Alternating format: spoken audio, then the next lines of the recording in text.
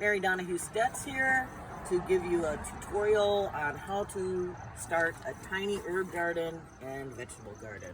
I have my son Isaiah here, who is a communications major at MSUM, and he is putting potting soil in here. We will eventually be planting cucumber seeds here, and we will get a trellis so that they can actually grow down instead of up. That being said, while he's doing that, I will be going to my little area where I envision having my oasis.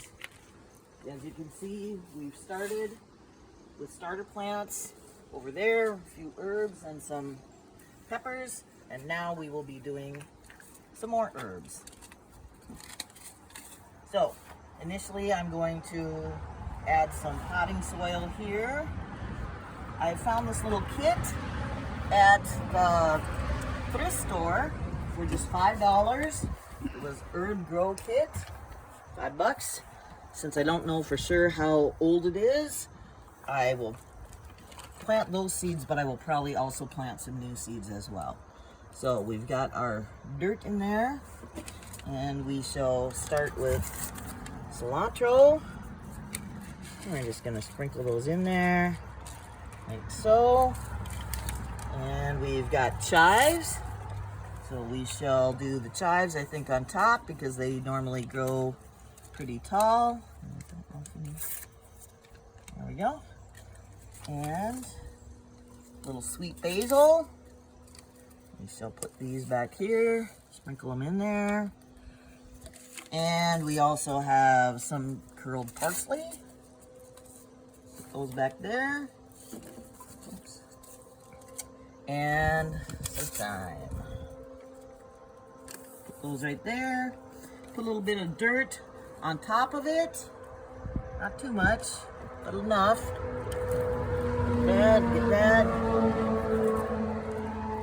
As you can tell by the background noise on the highway, you can see why I would like to have my own private oasis. All right. So we got those started. Now I bought some starter plants, some onions. I already have my soil in here. So I'm gonna carefully turn this upside down. I want to be careful to not break the roots, because of course that's what they need to live. And kind of want to loosen them up a little bit so that they can breathe. Don't want to break them. Loosen them up a little bit. And get those in there. And we shall get those in there. I already have my soil. And we will pack some soil around it so that the roots can have room to expand. It's okay if you're making a mess because you can always clean it up later. Okay, and then the same thing with this one. Carefully, we're going to take those out without breaking the root. Kind of pinching it a little bit so that you can get it out. Break them up a little bit. Again, dig a little bit of a hole in there so they can get in there. All right. And again, we're going to put some dirt around it, but we're not going to pack it in there. We're just going to put it in loosely so that the roots can breathe a little bit. And one more. All right. Got our trusty watering can over here. I actually have two of them. When you live in a tourist town, anything at the hardware store is very expensive. So this little one was $10. This big one at the landscaping place was just $14. There you go. Give it a little bit of water, a little bit of water.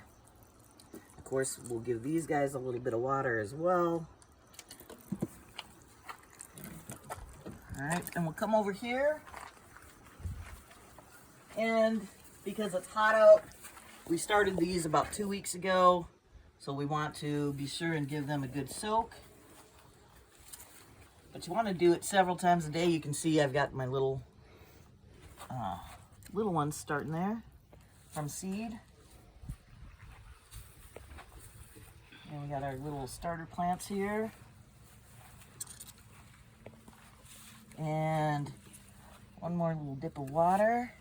And as you can see, I still have quite a bit to do, but at least we've got a start. And I'm looking forward to spending the summer here and seeing how my tiny herb and vegetable garden grows. Until later, this is Mary Donahue Stets, over and out.